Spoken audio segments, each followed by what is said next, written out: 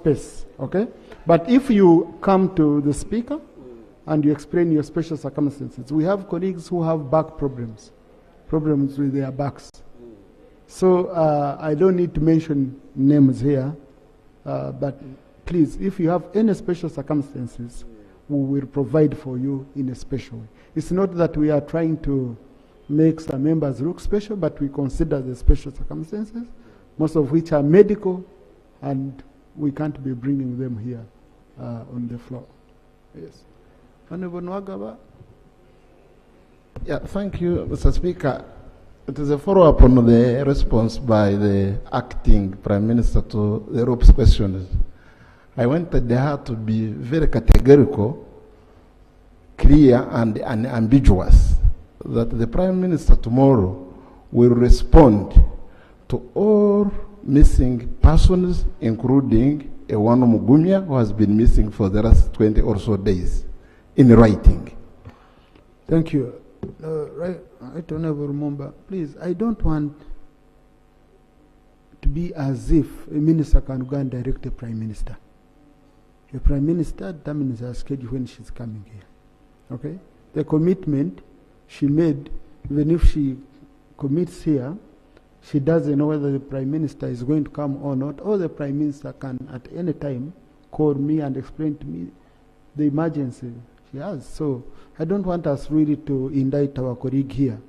I think what is very important is to ensure that indeed once, she should just communicate, but the way Honorable Nwagaba put it, if she can commit that she's going to inform the Prime Minister, I think that will be very important. And also she doesn't know the schedule of the House, whether tomorrow you can have a House or not, but let her communicate to the Prime Minister. Yeah, can it go on record that you will communicate?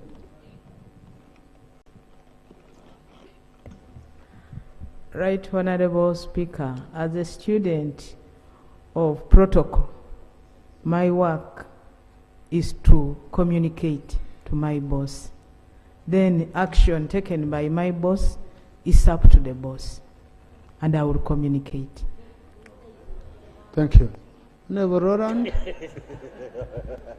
Thank you so much, Honorable Speaker. Mine is a small concern because I happen to be a member of Parliament for one of the UPDF generals, General Henry Masco. People keep on asking in the village that why doesn't General Masco talk in the Parliament? And it's a big concern for them. So I'm wondering, Right Honorable, if the UPDF, if there is a law that stops UPDF from debating in this House, because I've got so many questions. Every time I go to the village, they're asking me, why isn't General Masco submitting on the floor of Parliament? Thank you, Right Honorable Speaker. Honorable colleagues, in fact, I think the public should know the work we do here is more or less, well, because it's broadcast live and all that, but it's like 20% of what we do. We do most of the work in the committees. And you find the moment we do that work in the committees, committee members are not allowed to even discuss and debate their own reports. Our own rules limit us. Okay? So Honorable Masco has been one of the most active members we have in this House. Yes. Honorable Masco, whereas some of us can come here twice a month, near every sitting he comes here, and also he guides. He's been one of the people who guide most of us who are young members of Parliament with the issues beyond even the House. These are our elders who are doing a very good service. And also, he does not just speak for the sake of speaking. He only stands up when he has very substantive issues to raise. Next item.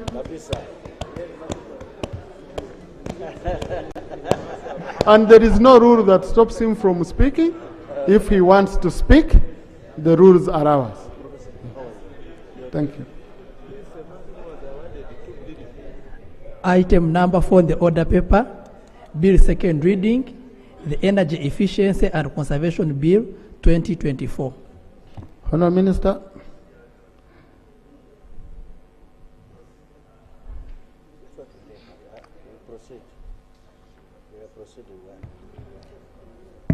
Right, Honorable Speaker and colleagues, in accordance with Rule 136 of the Rules of Procedure of Parliament, I beg to move that the bill entitled the Energy Efficiency and Conservation Bill 2024 be read for a second time.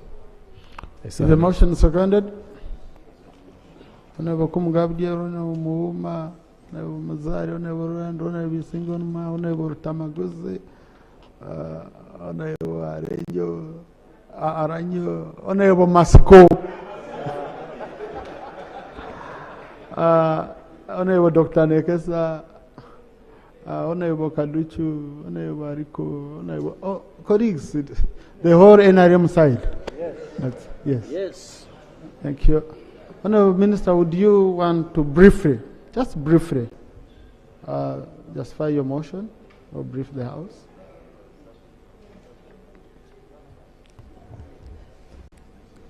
Right, Honorable Speaker and colleagues, justification for the motion. The Energy Efficiency and Conservation Bill 2024 was read for the first time on 4th February 2025 and referred to the Committee of Environment and Natural Resources for scrutiny and a report back in accordance with Rule 135(1) of the Rules of Procedure of Parliament. The object of the bill is to establish a legal, institutional, and regulatory framework to enhance energy efficiency and conservation in Uganda.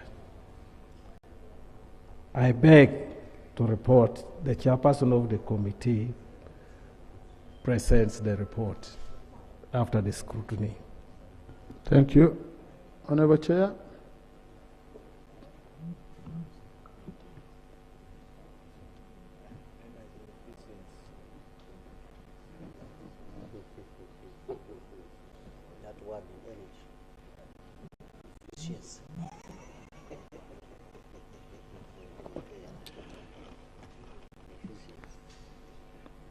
You don't need to read the whole report.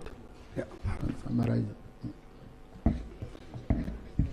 I thank you, Mr. Speaker, sir. Honorable Minister, honorable colleagues, I thank you for the opportunity. The Committee on Environment and Natural Resources received the bill. We went ahead and did consideration of the bill through its scrutiny, and therefore want to thank you for the opportunity to report. Mr. Speaker, before I go into presentation of the report, I would like to lay on table minutes of the committee proceedings during which we considered the report. I beg to lay, Mr. Speaker. Mr. Speaker, the Energy Efficiency and Conservation Bill 2024 was read for the first time on the 4th of February 2025 and referred to the Committee on Environment and Natural Resources for scrutiny and report back in accordance with Rule 135(1) of the Rules of Procedure of Parliament. The committee has, in accordance with Rule 135(2), considered the bill and hereby reports. Mr. Speaker, the bill, I will just quickly run through its background, then I will go to the other aspects in light with the Speaker's guidance that we shouldn't take so much time with reading the entire report. Energy efficiency involves using less energy to do the same job. Improving energy efficiency is one of the most cost-effective measures that Uganda can take to reduce greenhouse gas emissions. Energy conservation, on the other hand, involves using less energy by changing one's behavior and habits to use less energy in order for us to retain it for more strategic purposes. It generally includes actions to reduce the amount of end-use energy consumption.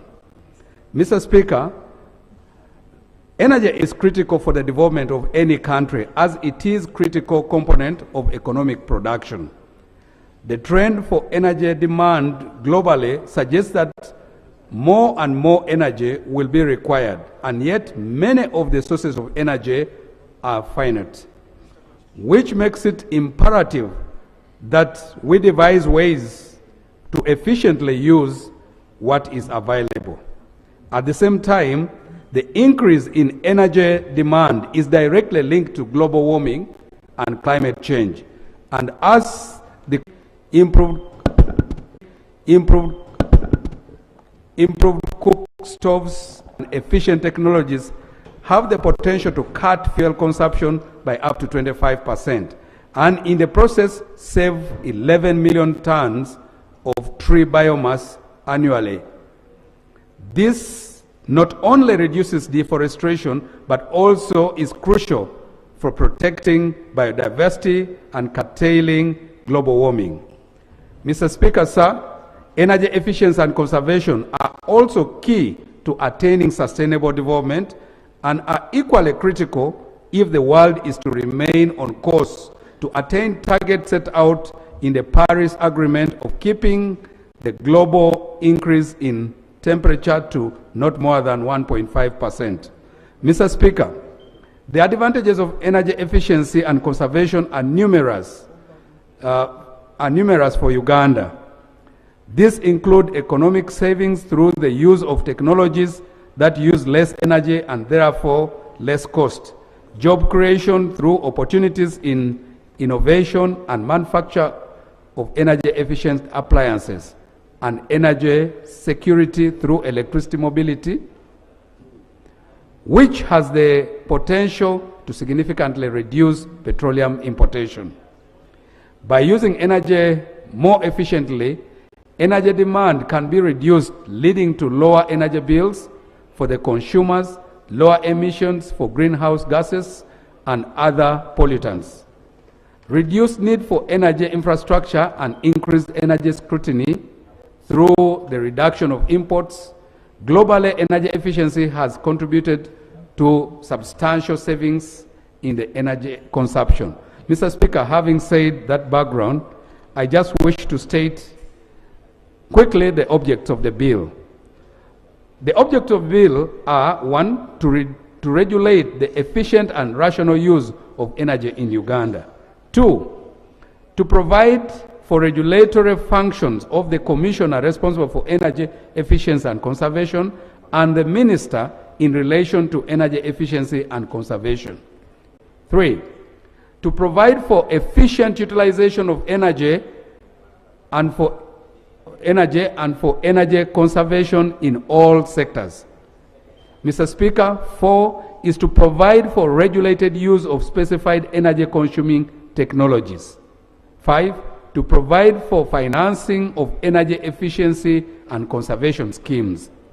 6, to provide for public awareness about energy efficiency and conservation and to enhance and promote energy efficiency and conservation in the country. Mr. Speaker, the methodology is largely in line with how committees operate in this Parliament. We conducted meetings, we met ministries, line ministries responsible for this. We also had interaction with government institutions and other agencies. We met subject matter experts, professional associations, business community members, and did document review, amongst whom were laws of Uganda, policies in relation to socio-economic development. Mr. Speaker, I go straight to the observations. Mr. Speaker, under general observations, compliance of the bill with the provisions of the Constitution of the Republic of Uganda. The committee observed that the bill, through its principles, where it seeks to establish a legal, institutional, and regulatory framework to enhance energy efficiency and conservation in Uganda, reflects objective number 17, subsection 3, where the state shall promote and implement energy policies that will ensure that people's basic needs and those of the environmental preservation are met. 5.12, compliance with the UN 2030 Agenda for Sustainable Development. The UN 2030 Agenda for Sustainable Development, containing the Sustainable Development Goals, is a blueprint for peace and prosperity for all, adopted by the member states of the United Nations. SDG 7 mandates all member states to undertake and ensure access to affordable, reliable, sustainable, and modern energy for all. SDG 7.33 particularly urges all member states to double the global rate of improvement in energy efficiency by providing for legal and institutional framework for energy efficiency. The bill speaks to SDG 7 through its principles. Mr. Speaker, under compliance with the 4th National Development Plan and the Energy Policy 2023, the bill, through its objective of establishing a legal, institutional, and regulatory framework to enhance energy efficiency and conservation in Uganda, is in line with one of the pillars of the NDP4, specifically sustainable energy development, which aims to, among others, reduce the share of biomass energy used for cooking. The bill is in line with Energy Policy 2023, notably under strategy number 4.6, where it says that to promote the adoption of energy efficiency and conservation practices. Under this strategy, the policy highlights adopting energy efficient technology and appliances and informed energy management practices that allow for rapid scaling up of energy efficiency. Specific observations and recommendations, Mr. Speaker. Clause 5A, in preparing and updating the National Energy Efficiency and Conservation Plan. The committee notes that the National Energy Efficiency and Conservation Plan is key in ensuring energy efficiency, as it elaborates the targets set out in the energy policy and sets out interventions for meeting those targets. However, the committee notes that the bill, under clauses 5A and 17, subclause 1, the obligation to prepare the National Energy Efficiency Conservation Plan is placed upon both the Commissioner and the Minister respectively. The committee further notes that this double assignment creates ambiguity and may lead to delays in preparing the plan. We therefore recommend that the role of preparing the National Energy Efficiency Conservation Plan should be left to the Minister, and the Commissioner's role should be limited to periodically improving it. Mr. Speaker, energy efficiency and conservation in the transport sector. The bill provides for energy efficiency and conservation in the transport sector. Honorable Chair, Mr. Speaker, yeah. I think now you've gone into details of the clauses. Okay, Mr. Speaker, I therefore wish to note just a few recommendations. Mr. Speaker, those not related with to the clauses, majorly Yeah. focusing on the principles and objectives. Mr. Speaker, we wish to state that, so as to, And just go to page 11. let me just run to page 11.